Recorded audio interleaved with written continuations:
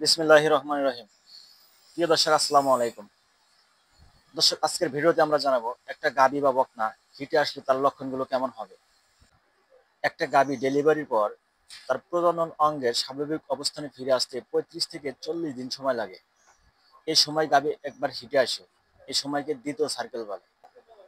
এই সময় পর্যন্ত গাভীকে বিশ্রাম দেওয়া প্রয়োজন। তবে গাভীর স্বাস্থ্য যদি ভালো থাকে সেক্ষেত্রে আপনারা দ্বিতীয় সাইকেলে অর্থাৎ 42 দিনে হিটে আসা গাভীকে প্রজনন করতে পারেন।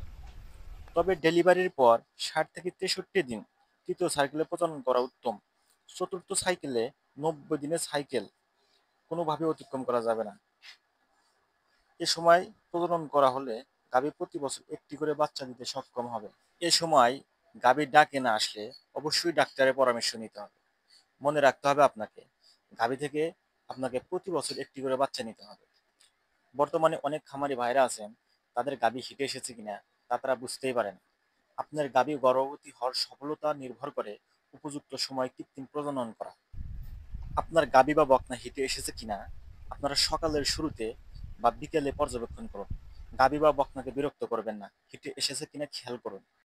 আপনার গাভী বা বকনা হিটে আসলে যে লক্ষণগুলো বুঝতে পারবেন: অস্থিরতা দেখা যায়, উচ্চ স্বরে ডাকাডাকি করে, পাছা ফুলে যাবে, অল্প অল্প করে প্রসাব করবে এবং পাছা টিপ টিপ করবে, দুধ উৎপন্ন হঠাৎ কমে যাবে, খাদ্য গ্রহণের প্রতি অনীহা দেখা দিবে, লেজ উঁচু করে রাখবে, সাদা মিউকাস বের হবে, লেজের চারপাশে ভেজা ও ময়লাযুক্ত হবে।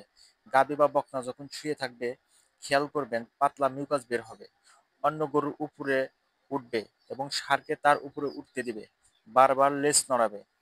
আরো কিছু লক্ষণ আছে যেগুলো এআই কর্মী বুঝতে পারবে।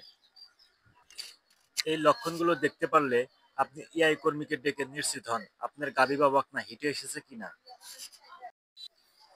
প্রিয় খামারি ভাইরা, আপনি আপনার গাভী হিটে এসেছে কিনা বুঝতে না পারলে আপনি আপনার গাভী থেকে প্রতি বছর একটি বাচ্চা পাবেন না।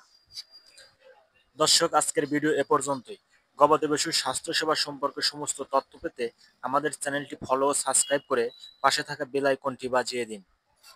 আপনার গরু পালনে কি কি সমস্যায় পড়েছেন আমাদের কমেন্ট করে জানান। আমরা চেষ্টা করব আপনার সমস্যার সমাধান করার। সবাই ভালো থাকবেন, সুস্থ থাকবেন। খোদা হাফেজ।